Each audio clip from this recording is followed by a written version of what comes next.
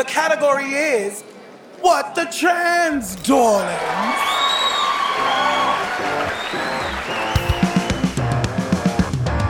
Hello, Happy New Year. Welcome to What the Trans. What the Trans? What the Trans in a new decade. Ashley, how was your New Year?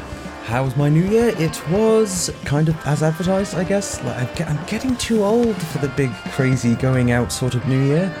No, I am. And so I went to a party with a number of other people who are also kind of a little bit too old for that sort of thing. And we were all lamenting this fact over the course of the evening. And then we watched the fireworks. So, and then I was like, well, good job, everybody. See you all in the morning for some breakfast. So, yeah, I was in bed at 2. Gosh.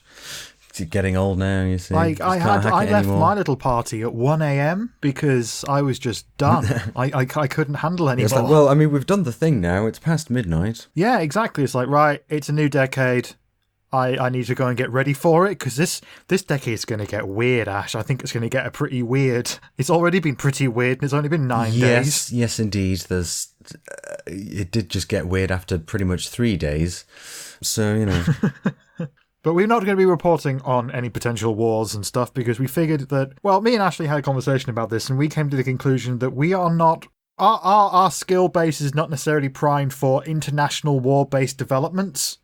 We are going to stick to our remit, and if you are interested in hearing about that horror show, you can get it from somewhere else, from people who know what they're doing, because we won't know what we're doing in that area. So if you came here for news on Iran, you're not going to get it here. We're going to be concentrating on what we usually do. But I do have to put in one thing now before I forget, because I was talking to one of my friends, one of my best friends in the world, Patrick. He's a cis guy that I went to uni with. I don't hold that against him. He's probably the best cis guy in the world. It's like him, Billy Porter, and a few others. And he was telling me the other day that when he listens, he finds himself wanting to talk back to me. Like, he's doing a master's, and he's some kind of genius person. He's doing a master's in the moment, so his brain is a bit fried because he's been doing so much work. So I want to give him about 3 seconds of silence so he can answer back without missing any of the episode. Okay. Is that all right? Yeah, that's fine, yeah. All right, Patrick, you could reply to us now. Oh, for God's sake. My God, he does go on, doesn't he? Oh, God, that's just... I can't believe you'd say that, Patrick. That's in extremely poor taste, to say the least, frankly. Yeah, somehow racist, but also race supportive. That is unique. I don't know how you did that, Patrick, but I've always been impressed with your ability. Anyway, enough of talking about my friend who most of you have never met. But you should, because Patrick's great. Should we do some terrible news? Let's do a spot of terrible news, shall we? Which I'll get started with. Earlier this week, the UK trans community received a delightful little New Year's jolt when the news broke that the High Court would soon be hearing a case to decide whether children and young people can meaningfully consent to any kind of gender-affirming treatment. Now, many media outlets chose to report this in a willfully mean-spirited sort of way by saying that the UK's only gender clinic that currently caters to young people was being sued over its use of puberty blocker drugs. Indeed, a lot of the headline-earing that we've seen has included claims that puberty blockers are risky or experimental, which is a classic line used by the people who oppose the trans community. Normally, of course, they would just straight up and willfully campaign for our extermination, but when presented with an opportunity to stymie progress with simple concern trolling, they'll do that as well, on account of being unscrupulous bastards who are in bed with the far right. Now, blockers are, of course, neither considered experimental or indeed particularly risky, at least no more so than any other standard procedures which people can and do consent to. We have had this argument before, and no doubt we will do so again, because some people really aren't very good at accepting things like facts and evidence, which they then accuse us of doing, because, again, they're just such lovely people. I haven't seen projection like this since I went to the IMAX.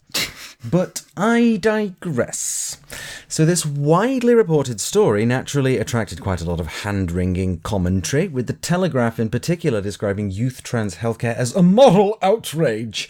And spoiler alert, they were not referring to institutionalised transphobia or the mental health impact of extensive waiting times. So there was just one tiny little problem with the story. It's just not true. In a statement given to Pink News, the High Court confirmed that such a case was not being heard this week, and indeed no papers relating to such a legal action have been lodged with them. one of the people named in the press as bringing the case to the court actually tweeted out on January the 6th that the press info is slightly misleading. We hope to have the papers in court very, very soon. Just awaiting some expert witness statements from abroad, and then we will launch, so we'll be back soon with news. So let's come back to that. But the tweeter in question, former nurse Susan Evans, clearly intends to launch a case like this soon and has started a crowdfunder to raise money for the legal costs. As it stands, this crowdfund is at over £50,000, which is kind of a depressing story in itself. So Evans does have the intention to do this, as she says, very, very soon, but the story of court papers having been submitted and being heard in court this week was completely false. It's been published by The Guardian, The Telegraph, the BBC, Sky News and The Times, and yet not a single member of staff at any of those organisations thought to actually, check if it was real or not. Or worse, perhaps they did check, found out that the story was indeed misrepresentative at best, but ultimately decided to run it anyway. Either way, it's kicked off several days of even heavier press transphobia than usual, and the actual truth has only emerged some days later and hasn't been reported anywhere near as widely. So this is yet another example of the UK media demonstrating itself to either be biased or incompetent, definitely mendacious, and ultimately not fit for purpose. So you saw some of this stuff, right, out in the press? Oh, yeah, I was expecting this because I think we first reported on the crowdfunder, or if we didn't, we definitely did the notes on it and were like, right, we're going to get to this because, this is going to happen at some point. There is going to be a court case. Don't know which court it is, but I think this court case is going to happen at some point. So I was expecting it to come up. And so when I first saw the thing, just like, here it is. All right, we'll go to town on this. But then I was just, scrolling through the news and stuff, sort of looking for things to talk about for this episode. And our very good friend Vic Parsons from Pick News reported that this story is total bollocks. And what they did was a thing that we sometimes do, which is they contacted the court themselves. And the court said to them, no, we haven't received any papers. So I think this is another stunning indictment of how bad the British journalistic media actually is. Because we were talking about this with Vic on the show very recently. Just how many of these stories you can debunk with just a simple phone call or an email. And this is Vic proving the point right there because they actually fucking called someone. So, well... Yeah. Oh, sorry, I left. I handed you the bag. I thought there was more coming. You were on a roll. No, it's cool. Don't worry. Keep it in, I say. Oh, it is in. Shit.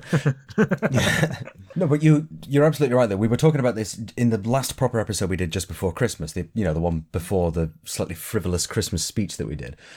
And it's precisely the same thing, and it is so annoying because it uses a lot of the same talking points that we see again and again. It's puberty blockers, which are kind of functioning as, a vector or fulcrum or whatever here, because that's what's being focused on, because they're saying, they're risky and experimental, or a lot of the commentary is saying that as well. And as we have said before, definitely on this podcast, puberty blockers have been used for a long time, particularly in the Netherlands, where they've been used as part of trans healthcare since the 1970s, and actually where meticulous records have been kept of its efficacy and noticeable lack of disastrous side effects for most people. And they're also used for a condition known as precocious puberty, where the process of puberty can kick in when someone's as young as 4 or 5. Big Pharma did not create blockers because of pressure from an all-powerful trans lobby. That's not what happened. Yeah, and it's just, so infuriating. And it was just repeated so widely. And yeah, I think The Guardian was ground zero for this. I think they were the first to report it, and then what with the way the journalism works, and that is going to be the topic of our meet coming up very shortly.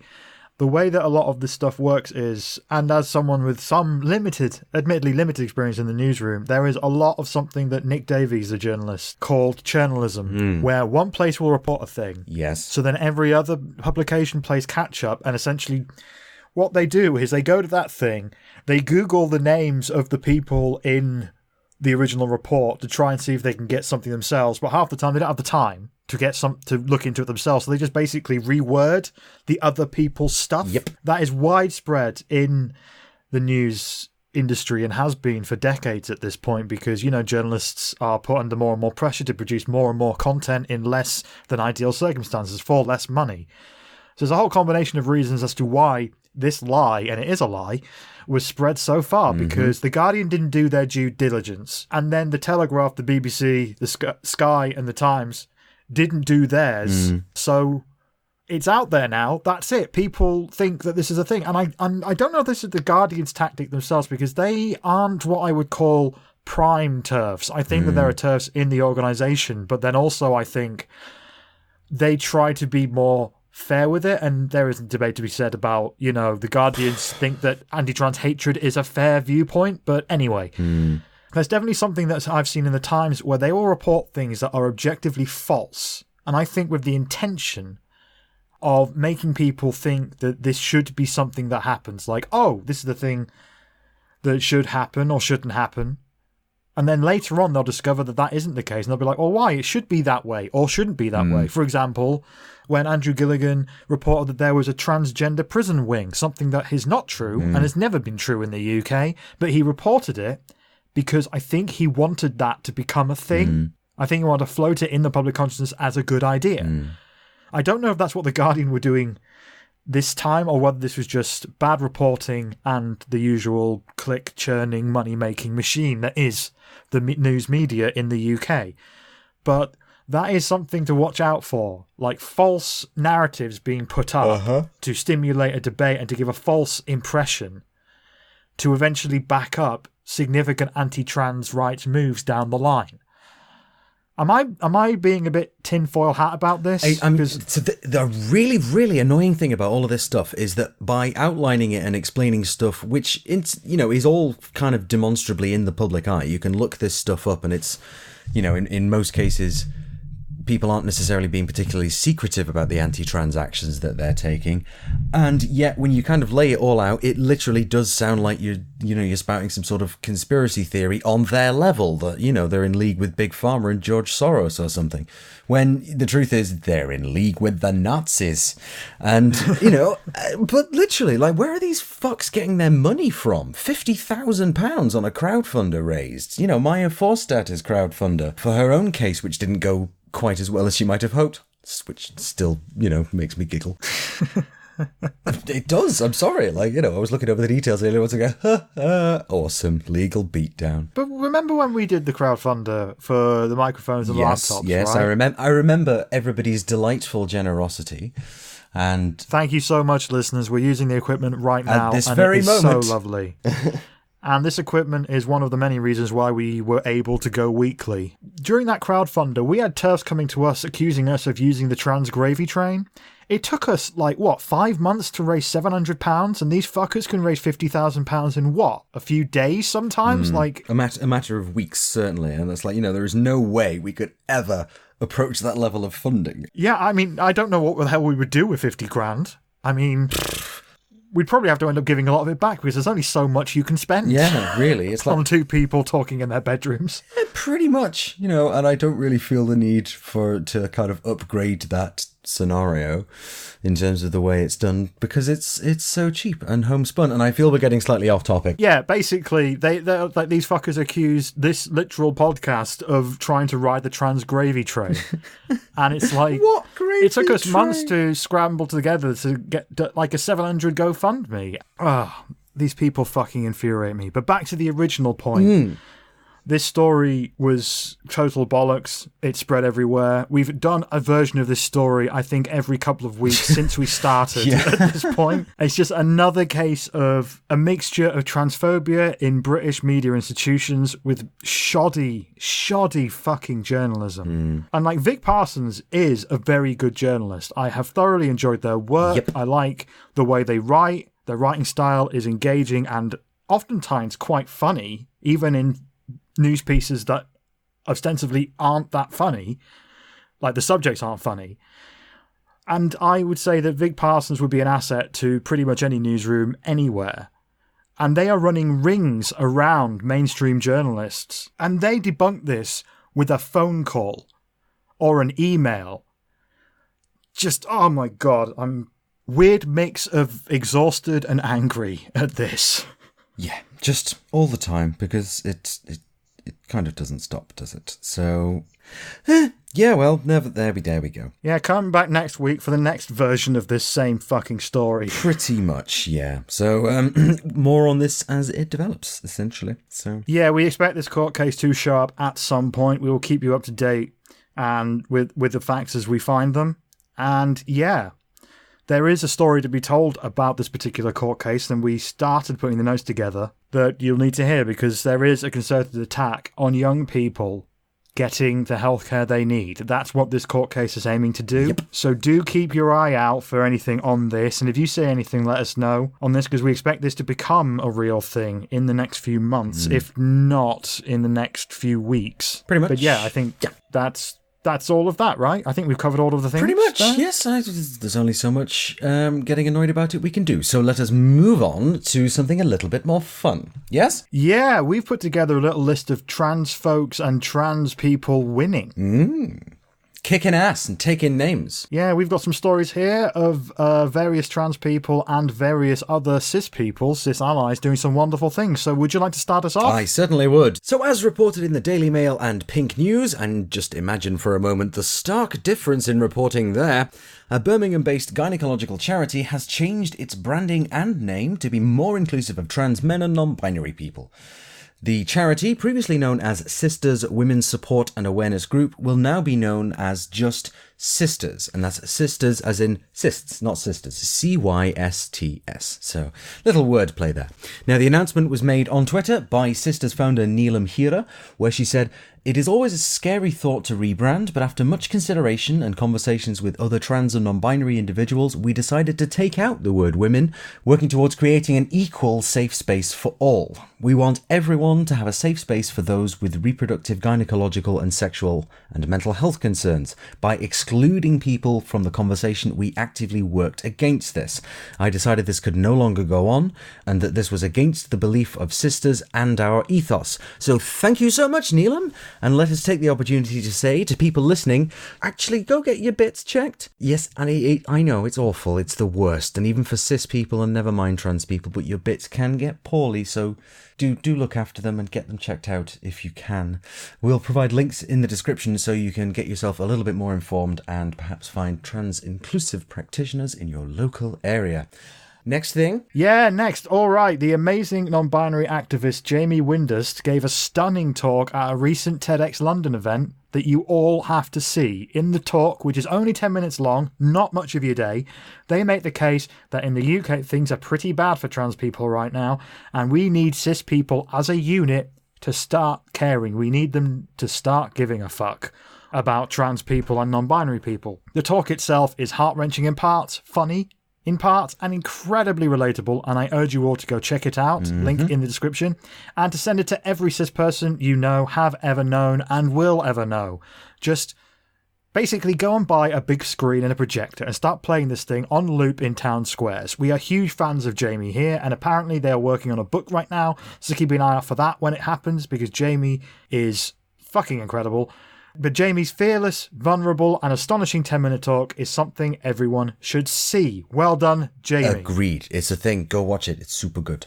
Next, according to the Daily Star, which is a garbage paper run by bastards that you should never read, but according to that paper and others, trans Argentine footballer Mara Gomez has just signed with the Villa San Carlos women's football team. Now, obviously, the Daily Star is reporting on this as the first trans woman in the top tier of women's Argentine football. But the real story here is that here is a woman who has worked her socks off in a pretty trans-hostile world, especially in sports, and has risen up the ranks to the top level. She'll have no doubt faced many obstacles to get there, but she fucking did it anyway. So Mara, if you happen to be listening, extremely unlikely, but if you are, good luck and congratulations. Yeah, I just want to put in here something that we were talking about just before we started recording.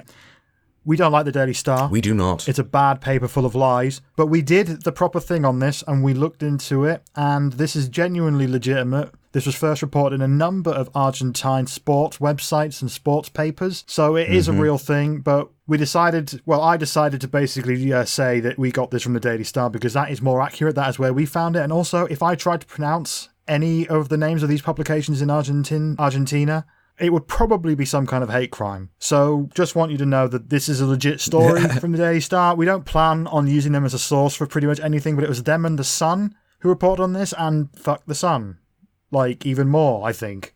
But anyway, and finally, according to a local Bournemouth-based news outlet called The News, which is an annoying name, it is a thoroughly annoying name, because to write this next bit... Try Googling that. Yeah, try Googling it, but also try to write a thing based on a story from them. Because it's such a... It's just such a... Like, The News. Yeah. It's just a term for The News. So how am I going to fucking differentiate between The News and the paper called The News? Change your name, Bournemouth The News. But anyway, according to that particular outlet, trans woman Amber Cortopassi is about to make her professional wrestling debut. Obviously, trans people in the professional wrestling world is not something you see every day, and you can probably imagine the struggles a transgender pro wrestler may have to endure to attain the same level of success in this industry as cis men. You may have seen them. They're all covered in muscles, and it's... I'm not going to lie, I find professional wrestling quite strange. However, I do have massive respect for it as a form, because it's not easy getting hit in the face with a chair, you know what I mean? But anyway, but according to The News, seriously change your fucking name, she has been welcomed with open arms by the Portsmouth School of Wrestling, who have trained her up, and she is now signed up with Revolution Pro Wrestling, a UK-based wrestling franchise, and she is due to compete in her first Royal Rumble, I think they call it, where there's like 40 of them just smashing the shit out of each other. Yes. Sounds like a right laugh. I would love to see it. But anyway, talking to The News, Amber said, "I have been wanting to wrestle for 16 years, since I was 5. It's all I've ever wanted to do, and I just woke up one day and thought, that's it. If I'm going to sit here and dream, I'd rather do something to achieve that dream. In doing so, I not only became the very first trans woman in Portsmouth to be a pro wrestler, but one of the very first in the UK to wrestle with a big company. I'm not going to stop until I reach WWE and be the first trans person to sign with them." Now, the main thing I want you listeners to take away from this is that you are allowed to dream. Just because you are trans or non-binary, that doesn't mean that you should immediately write off your dreams and accept a life that doesn't excite you. If Amber can do it, so can you. Amber, if you're listening, and I think you are, because we did reach out to you on Twitter, good luck. Have fun hitting some dudes with chairs, and if you happen to do a show in London or Manchester, let us know, because we want to see a trans woman beat the crap out of some muscly guys wearing pants. Definitely. Double points for spandex, because otherwise it would just look silly. Wrestling has changed a lot. It has come from a place where in the 80s and such, when I first knew about it, there was a lot of problematic elements there, but women's wrestling across the board seems to be on the up. You know, I think this is an exciting time if you are a fan of pro wrestling to be into these... I think they call it sports entertainment, because it's not a sport. Like it's not a competition. It's more of a display of athleticism, right? Honestly, you're asking so much the wrong person. This is very much not my area of expertise at all. Fair enough, Amber. I'm sorry if we've said anything disrespectful of wrestling. I genuinely have such respect for the form because, like I said, this does not look easy. Like, Jesus, those punches are real. Like, you know? Like, they may be choreographed, but there's still people being punched in the face. So, Amber, go kick ass. And like I said before, if you're ever in London or Manchester, let us know, because we want to come and see you do your thing. Maybe there's a wrestling fan in each of us that needs to just be unlocked by the right wrestler. Indeed, yes. Let's just crack on with the next bit, which is our delicious meat. I love that meat, and I just want to make it clear that the meat of the show is entirely plant-based. Much to the annoyance of Piers fucking Morgan. Go fuck yourself, Piers, if you happen to be listening, which you won't be, because you're going to be too busy moaning about some other bollocks that doesn't matter. Fuck you forever. Anyway, sorry. I don't know, I was just wondering if maybe, like, Meghan Markle and Prince Harry, if they were to, like, actually eat a vegan steak bake, that would probably cause Piers Morgan to kind of explode. Yeah, I think that would basically, like... That would make some kind of astrological phenomenon known as the Piers Morgan vortex. Ah, the Gammon supernova. Yes, that. The Gammon supernova, exactly. Yeah, something which sounds like a really disappointing late period Oasis song. Anyway, yeah, let's go to the meat. Our plant-based meat. Our plant-based metaphorical meat, where we simply talk about the chunky stuff that we're talking about in the episode, which today we're going to be covering just how should you, a trans or non-binary person, should deal with the media directly if you choose to do so, and indeed whether you should even bother. I'll give you an example. As you might have seen recently, Jake and Hannah Graff, a trans couple who used their celebrity to try and normalise trans people in the wider public, have been widely reported as the UK's first trans parents. So let me just leave a little gap here for all the trans parents who are listening to this to snort with derision. Okay, that ought to be enough. Now this was... Yep, that's enough. Clearly, this was met with a bit of an outcry and a lot of people pointing out that that's just not true, and some of that criticism was aimed squarely at Hannah and Jake themselves, as if it was them who were making that claim. But it turns out that they never did. The story got spun that way, because that is the story the publications wanted before Hannah and Jake walked through the door. So we thought that we should take this latest example of, as it were, how the media works, and specifically how journalists work, as these days it would seem that trans people are in high demand to appear on TV sofas or to pad out certain news reports, and we want you to know as much as you can, just in case an opportunity happens to you. So joining us for this chat is Jennie Kermode, who is the chair of Transmedia Watch, who aim to monitor the press and also offer guidance on how trans and non-binary people should interact with the media. So obviously we more or less couldn't have found anybody better. So Jennie, thank you very much for joining us and welcome aboard. You're welcome. I feel I should say that we didn't have Jennie just sat here throughout the whole news to be quiet. We did stop recording and then have Jennie come in. I couldn't be quiet for that long. I thought we were going to go with a seamless edit. Yeah. Well, we did that last time, and somebody on Twitter did just say, did Vic just sit there for the whole of the news? Oh, I see. Okay, all right. Well, in which case, no. So I thought I should mention to that person that that is the case. Yeah, absolutely. But I guess, Jennie, what we wanted to do in bringing you on was chat about some of the experiences that you have had, and I guess some of the things that you might have learned over the amount of time that you've been doing this. So how long have you been involved with Transmedia Watch? That's nearly a decade now. Okay, so that's way longer than either Michelle or I has been trucking around with these things. And so what inspired you to get involved with that? Well, first of all, I wasn't always in the same role, obviously. Transmedia Watch was already out there before I came on board. I basically came across it, and in the form it was then, it was a small activist group, not really achieving anything beyond sort of communicating with people in the trans community, putting in one complaint, and talking about what needed to be done. And to be honest, the things it was talking about that it saw as necessary at that point haven't changed all that much. Right at the start, that there was this idea that it was necessary to get people to approach trans issues and also intersex issues, which we deal with as an adjacent issue, with accuracy, dignity, and respect. And that has remained the same. But what was really missing then was, first of all, a means of actually connecting with people in the media who might be able to bring about change. And secondly, a means of raising publicity for the organisation itself and making it visible. I'd worked in media on and off for years, so I knew how to do those things. And initially I just came on board and I said, can I help you out with this and help to raise your profile and give you some useful contacts? And then I was gradually sucked into doing more and more. Yeah, that's kind of how it starts, doesn't it? Oh, well, I'll help out a bit. And then before you know it, it's like, oh, wow, I've got actual responsibilities now. So you've mentioned that some of the challenges have, I guess, stayed the same, and we'll come on to that in a minute. But what are some of the different challenges now compared to when you got started? Well, I think when we got started, we did a piece of research, how transgender people experience and understand the media, which involved talking to a lot of people in the community. We talked to 200 or 300 people about what they saw as the issues, and in terms of representation or lack of representation. And we found that lack of representation was actually the really big thing, that people really didn't feel that there was anybody out there they could identify with.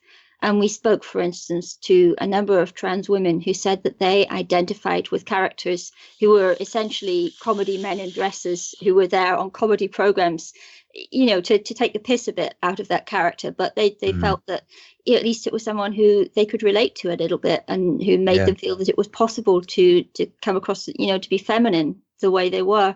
And we were really saddened that that was all that people felt that they had. And so one of the first things we did was to say, we need to raise the profile of trans people, because we looked at what was out there as well. And what we saw was story after story in the press about somebody who was always framed in terms of a very masculine occupation. This person was a firefighter, this person was a builder. And then they did have a picture of that person in a little dress. The picture usually wouldn't be great because it would be early on a transition. There would be somebody who'd been dressed up by the newspaper very often, not even in their own clothes. So they were made to have a particular kind of image. And the stories wouldn't necessarily be hostile, but they would be very much, not putting that person across as someone who could seriously fit in, and who should be really taken seriously as who they were.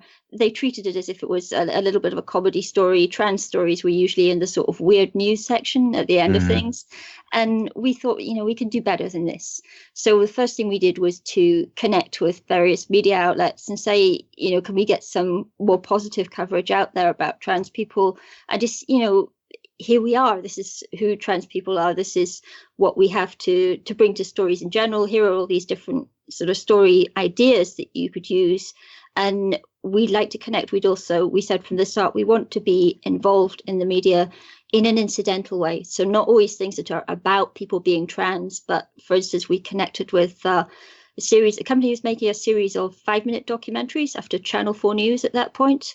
And we worked with them. There was a short series that was about trans experiences, but then they just brought trans people in to talk about other subjects. And we thought that was very useful because it did mean the public just saw finally trans people as people and not as trans first. And then we also looked at, particularly worked with game shows and that kind of thing. So we have trans people as contestants on programs. And, there's nothing there to tell the public their story. There are no background shots of people putting on lipstick in front of the mirror and all those cliches. It's just a person, and we find the public do connect with people very well like that. So early on, that was our focus, and we also did a lot more sort of what I would call defensive work at that point, because something that we found a lot was that people would get in touch and they'd say, we went to the media, the media contacted us, they wanted to do an expose of our life. So they wanted to talk about me and my business, but they wanted to do it in a way that I felt ridiculed me. They said they would run the story if I didn't participate and I could make it better, which is almost always a lie. If they say that to you, they don't have a story, don't talk to them. But the particularly tough one that we found very saddening over and over again was my child is talking about maybe being trans. My child really wants to be able to present at school in a way that feels right to them. And these newspapers are going to run a story on it. We don't know what to do. And we had that over and over again. People who would have the press camped outside their houses waiting to see their children on the way to and from school, who would talk to all the neighbours, who would contact elderly relatives who maybe didn't know what they should or shouldn't say, who would go onto their social media and find people who were their friends who didn't know any better than to give a comment and create stories out of this. And we were very concerned about the impact that had on vulnerable children. And we would often talk to schools and say, if this is happening to a child at your school, don't treat it as something that's a problem that's focused on the child. It's not the child's fault. Here is what you could do, your legal rights are for keeping the media away from this child. And we spoke to the Press Complaints Commission, as it was at the time, and we said, what could be done about this? And they issued some guidance. And we worked very hard to stop that kind of coverage of children specifically. And for me, one of the things that has been worth the most over the past few years that has mattered most to us is, whilst we have other kinds of things that are more difficult now than they were then, we see a lot less of that. I used to get contacted by a parent, or we'd be dealing with a case of a parent like that every 1 to 3 weeks. And now it's sort of every few months, something like that will come up. And that's a huge difference. We're very, very glad that has decreased, and that now we see stories about trans children. They tend to be more generalized. They tend to be about trans children as a group rather than singling out specific children. And so even if they're hostile, there isn't that same level of vulnerability that's created. And we think the public's getting used to the idea of the fact that trans people happen at whatever age they start to express themselves. And it's not a novelty thing, and it's no reason to ridicule an individual, whatever you think of what you might consider wider issues around that. Yeah, as we've been sort of covering the trans news beat over the last 20-odd months now, we've definitely seen a slow change from those kinds of reports are just like, oh, look, here is a baker who is transitioning, and that's the story. To this new ish kind of hounding of the concept of trans people. And I'd like to talk to that for a moment, because whilst that, like the old school that you were, the old school kind of article you're talking about is becoming less and less and less. The most common thing seems to be the trans people are being approached to comment on particular things that are happening politically or otherwise. I guess what I'm trying to circle round to in the longest way possible, when it comes to the new trans person, because listening to this show, there is a lot of people who have just come out and they go on their podcast apps, they search for trans stuff and they stumble on us. And I know from experience in that time, it can be very, very tempting to go to the press to tell your story or to fight a specific injustice in your life. What would you say to someone like that who may be listening, who may have already been approached by a journalist or is thinking about approaching a journalist? What would you want them to know? Well, the first thing we would say is, you know, if what you want to do is fight injustice and help trans people generally, then the best thing to do is to get in touch with an organization like ours, or say even a radio station, a podcast like yours, or talk to a local LGBT group and get advice from them on what needs to be done, what useful ways you can engage. And maybe you will end up speaking to the media, but maybe with a bit of guidance and practice first, because something that tends to be an issue when people first come out is, you know, everybody's an expert on their own experience. And a lot of people have very moving stories to tell about their own experience, but nobody starts out as an expert on all trans experiences. And this is something that the media don't get.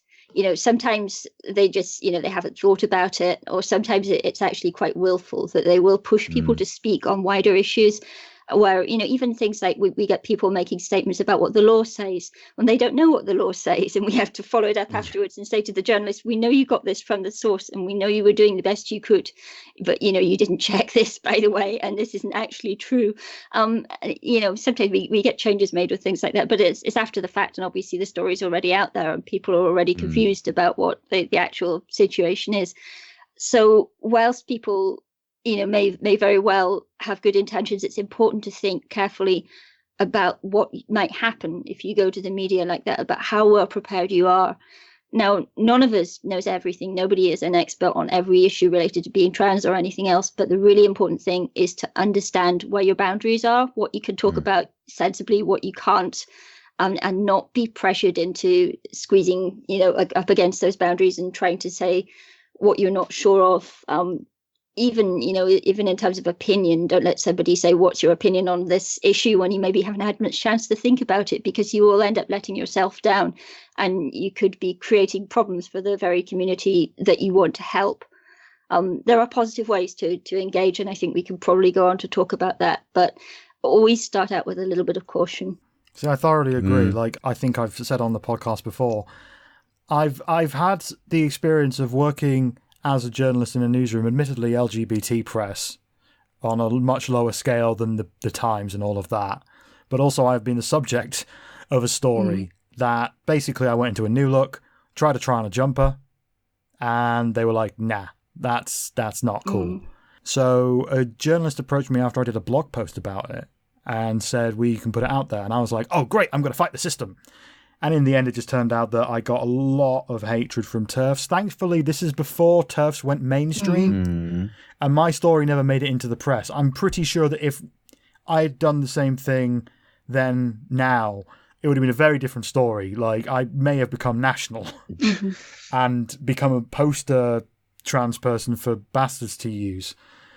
And I think you're exactly right, that there needs to be caution there. And maybe if activism is your goal, trying other avenues first, because once the story is written and it's out there, that's it. And it's there potentially forever. Like, only because the publications either changed the way they archive their stuff or just outright vanished and disappeared in the case of Gay Star News.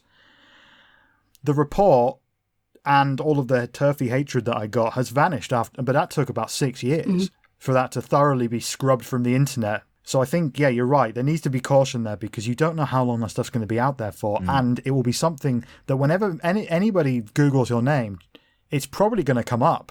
Maybe on the second page of the Google search after a while, but it will be there. How have you been when it comes to dealing with people who have been treated badly by the media? What role does Transmedia Watch have when it comes to after the fact? Well, I would say, first of all, that most of our work is proactive and is about working with the media to try and ensure that people are taking a better approach from the start, because it's very hard to fix things afterwards. But we do get approached by people who say, this story misrepresented me, I'd like this story taken down, etc. And we have a mixed record of what we're able to do there. Sometimes they've actually worked with a media outlet where people are quite friendly and didn't mean to misrepresent them, or don't realize that something could be problematic. For example, I can think of an instance of a story that was put out about somebody in a band that misgendered her, and they didn't realize they'd misgendered her because they didn't realize she was trans. So we just had a quick word with the publication, and they were quite happy to change that. That kind of thing is simple, but we cannot guarantee it, because some papers will just say, well, it's our story, we don't have to change it. And, a lot of the time there is absolutely no power that can be brought to bear there to get them to change it. They have no obligation most of the time to do that. So it's really, we can do negotiating on people's behalf, and we can try and get that kind of thing changed. Sometimes it's possible to make people less visible on social media, for instance, to help them to take down certain posts, or encourage other people to take down posts so that the story becomes a little less prominent. But it's very, very hard to get rid of a story completely. And the other thing that I would say to caution people is, if you want to get a story out there, often the best place to start is with your local press outlets, usually newspapers and radio. But you have to be aware that if your story goes out somewhere like that, then the national press may pick it up. And that can be something as simple as talking about your transition and how it perhaps affected a personal relationship, with your partner or your child or something like that.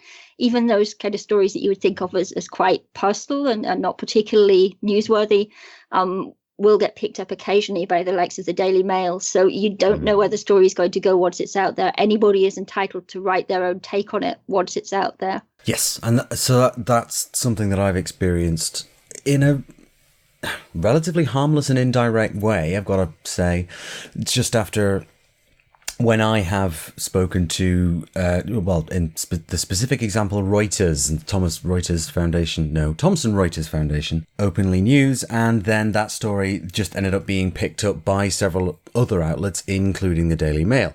And I elected, on mental health grounds, to not bother reading their take on it.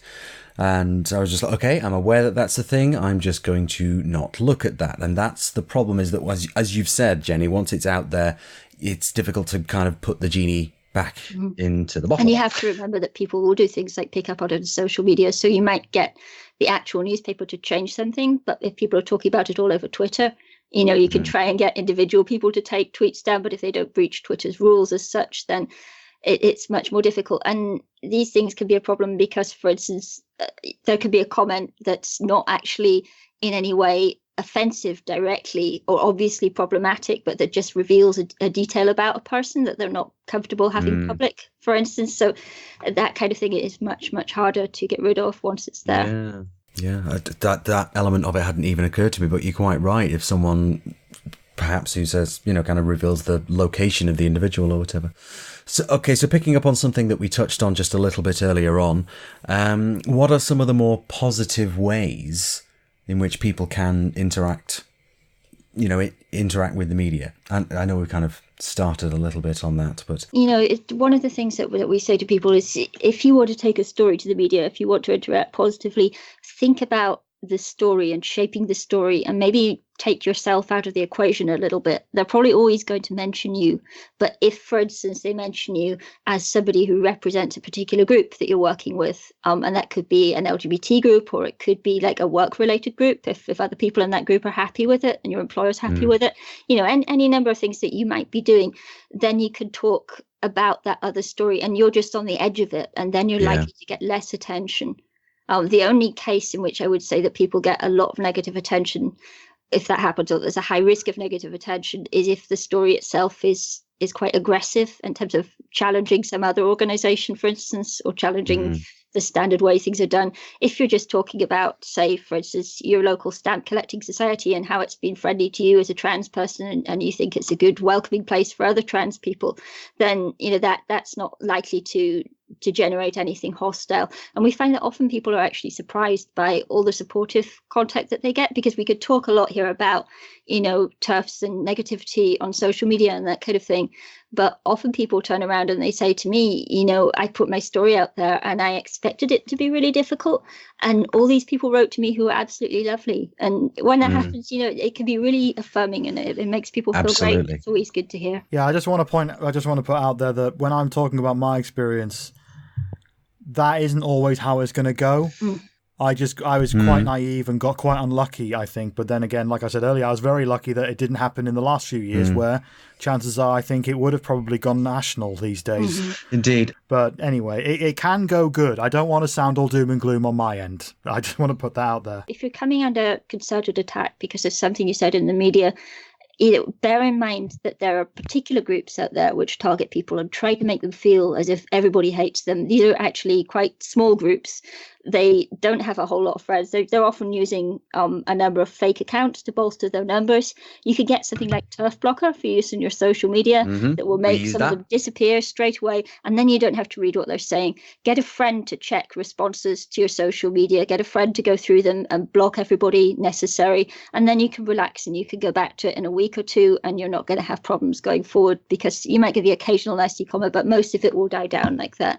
It's true. That's kind of how the cycle works. And just to sort of pick up on what we touched on a moment ago, you are quite right. I think the sort of sock puppets make it seem like it's a much kind of bigger and far more hostile world than it might really be. And that's true in the experiences of Michelle and myself on the podcast, just on our own sort of social media channels. And when we have occasionally encountered someone that listens to it out in the real world, it has... there's been far more of that than any kind of negative or hostile reaction. So yes, to sort of focus on the doom and gloom elements of it is a bit of a misnomer, because I think a lot of trans people do look at podcasting and YouTube and Twitch streaming and whatever, in part because it can be easier to find that sense of community online than it might be in real life. Or, depending on the person's circumstances, if they're in a small town that doesn't have a particularly large and vibrant LGBT community that they can find, for example. So, and just want to say hello to that particular person in a small town who I know is listening. Yep. How you doing, honey? I agree. We shouldn't spend too long dwelling on bad things that might happen, because, in fact, the positive impact is perhaps more likely and an effective way of moving things forward, if slowly. Yeah, like when I was working in the journalism beat, I don't know if you will remember the case of Tara Hudson. I do. This is back in 2015. That was my first big story. I do. And I think I kind of broke it. I think I was, if not the first, one of the very first to report it for Pink News.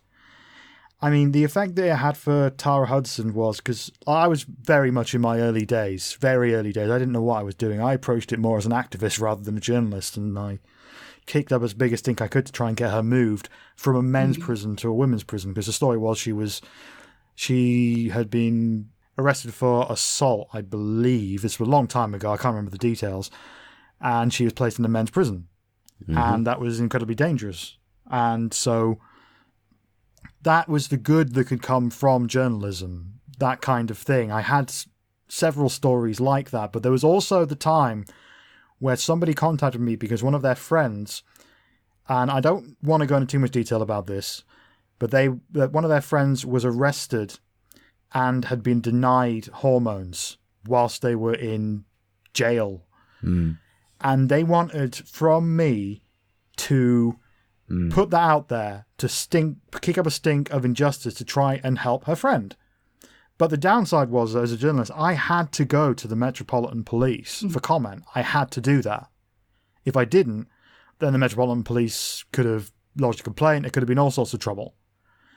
And the source did not want that to happen because they did not want their friend to be portrayed negatively in the press.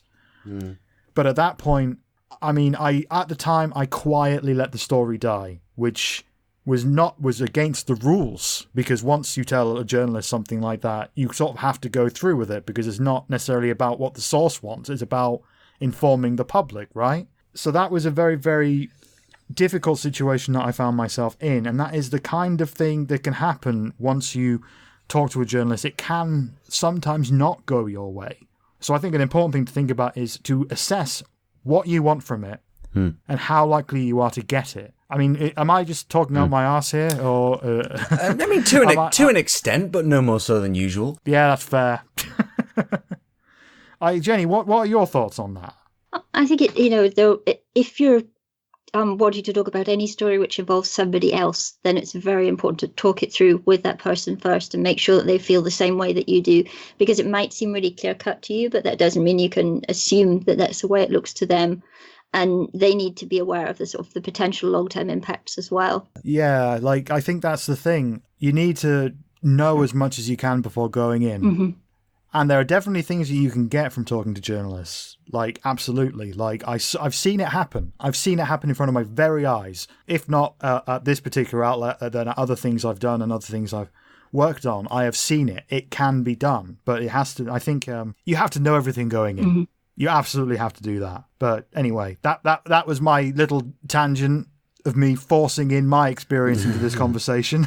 And the other thing I would say for people wanting to talk to the press individually like that is you can, for instance, look for somebody who maybe has a bit more media experience to break a story for you in that kind of situation. If you've got a story where everyone involved in the story is happy with it going to the media, but you're not sure how it will develop, how it will be interpreted, then find somebody to represent you who already has media experience, or come to us at Trends Media Watch and we will see about getting a friendly journalist to break the story, which sets the tone for other newspapers and media outlets to some extent. That's solid advice. That's really good advice. It is indeed. It's I think part of what we've talked about in terms of knowing everything going in is ideally you want to have an idea of what the story is that they are looking to tell. And it might be that they are intrinsically a friendly journalist and kind of want to highlight certain things. Brilliant.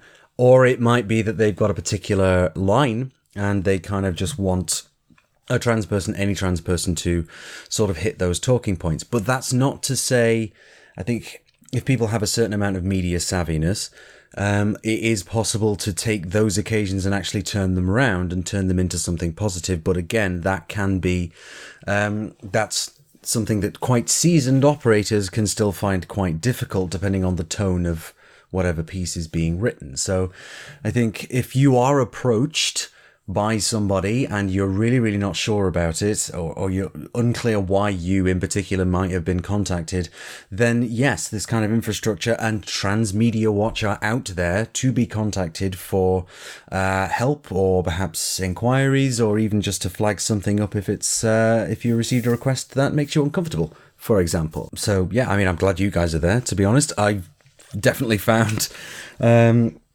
some extremely useful stuff within the Transmedia Watch oeuvre. So thank you very much for all of that, and long may it continue, Jenny. So we use the recent developments with Jake and Hannah Graff. I'm sure you're very much aware, where the story was put out there that they are the first trans parents. Obviously, that is very much not the case, and I think quite unfairly, a lot of people thought that was Jake and Hannah themselves putting that out there. But I mean, knowing how these things work, the journalist very rarely writes the headline for a start.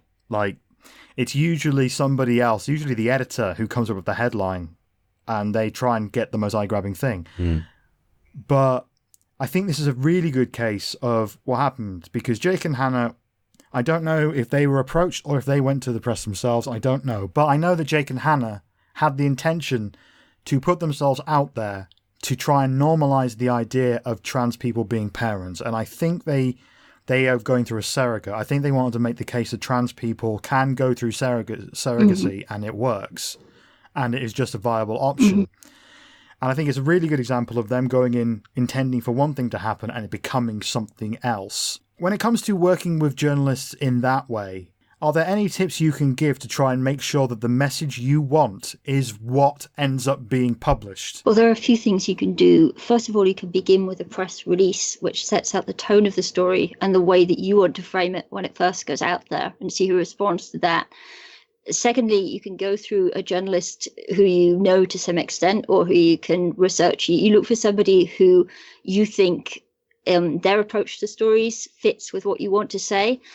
So, for instance, with that story, you might look for somebody who had experience with writing about surrogacy, so that they might want to focus on that particular area. Or you could go in, partner with an organization that dealt with surrogacy, for instance, who wanted to make a statement in support of that, and you could put that statement in your press release so that there's automatically some material there for journalists to work with. Because one thing that you can sometimes take advantage of, although in other cases it's problematic, is that a lot of news outlets will have very, very short lead times between finding out about a story and having to get something out there, particularly online news sources like BBC Online. They have 15 minutes at the BBC between finding a story and being expected to get something out that the public can see. Now, if you're doing that and you have a press release and it has certain statements and information already on it, you're going to take the easy stuff. You're going to pick up the quotes that are there and you're going to create the story that way. And that sets the tone so that other people will be more likely to write about it in that way. This isn't 100% reliable, because sometimes a journalist who doesn't like trans people will pick up a story that's positive like that and think, how can I portray this in a rather more negative way? How can I look at a different angle on this? But a lot of the time, stories will actually just play out the way you want if you can do that kind of thing to set the tone at the start. But as far as the first parents kind of that whole thing is concerned, we have found in the past that this is quite a common problem with newspapers, and it's partly due to staff turnover. It's partly due to the fact that trans stories pop up in lots of different contexts, so it's not like one department is going to be dealing with them where everyone is used to the stories that are out there. We tend to be familiar with stories about trans people because we're concentrating on those subjects, we're paying attention, but newspapers themselves aren't. And we have sometimes had to go back to a newspaper and say, not only is this first that you have claimed not true, but this is the third story you have run claiming that this is the first instance of something happening about different people. It's like, just check your own archives, guys. Yeah, that's... What a quote from one of my favourite movies, Spotlight. Check the clips, Robbie. Check the fucking clips, Robbie. I mean, I don't know who Robbie is, but I assume he's important to the plot He's of the film. Michael Keaton in Spotlight, one of my favourite films. Check it out, it's really good. But anyway. I will perhaps do that. Well, so Jenny, I think we should probably look to starting to wrap this up. Is there anything in particular that you want to give voice to while you're here, or anything that you'd want to stress in particular about what we've just said? I think at the moment it's important for people to be aware, obviously, that there are a lot of hostile stories out there, that there are a number of publications which are repeatedly producing material that's hostile to trans people. We're archiving and we're doing what we can around those issues. But in that climate, it makes a lot of people nervous. And what I would like to say to people is to remember that there's only a small collection of news outlets that are doing this. It's a small collection of individuals writing for them. It ultimately, they're not going to be able to keep this up forever. We're starting to see the tide turning. We think we're starting to see people recognizing this as a concerted campaign against trans people rather than honest reporting of news. So we hope to see things change over the next year. And whilst we have, no special powers, we can't sort of, bring in any great measure of force to deal with this kind of thing. We are there. We are paying attention. We are listening to the trans community, and we are always interested in hearing your views and your ideas about what can be done. And hold on in there. Don't let them get to you, basically. That's a wonderful, wonderful note to end on. Well, just to say thank you so much to Jennie Kermode for joining us. So how can people reach you and Transmedia Watch on the internet? Well, we have a website, transmediawatch.org. We have a Facebook page, and probably the easiest way for a lot of people is to find us on Twitter. It's just one word, Transmedia Watch. It's very, very easy to find. And every weekday we put out a regular list of the stories that are in the press at that time to help you keep up with what's out there. You don't have to click on them if you don't want to, but it helps people to keep track, basically, and to join in conversations online about that kind of thing. I've got to say, the Transmedia Watch Twitter has some of the best content warnings I've ever seen, like very regularly. I just want to make a collage of all of them, because sometimes it's like the common stuff, just like, warning, today's stories contain transphobia, intersex phobia, etc. But then they also just like mention like, and references to cans of meat or something completely out of nowhere, and I love it. I love the way you put those together. Indeed. So, yes, you can find us on social media as well. We are at What The Trans on Twitter, and we are obviously on Facebook.com/What The Trans. What else do we have? Oh, we have a Patreon now. That kind of launched by accident because I set this up months ago because Patreon were going to up their rates. So I thought we'll get grandfathered in to the old rates when we eventually launch Patreon. Then I completely forgot about it until a couple of days ago. A couple of you sneaky listeners found it. I didn't even know it was public. I thought I'd hidden it. So we figured we're doing that now. Indeed, and that's going to pay for streaming and website costs going forward. Yeah, we will publish all of our expenses and finances and stuff in due course, but actually in due course, not like how the government uses that phrase. Indeed. But for now, thank you very much for listening. Thanks once again to Jenny for joining us. And yes, stay safe, everybody, and goodbye. Bye-bye, everyone. Happy 2020. Happy new decades thing. Goodbye.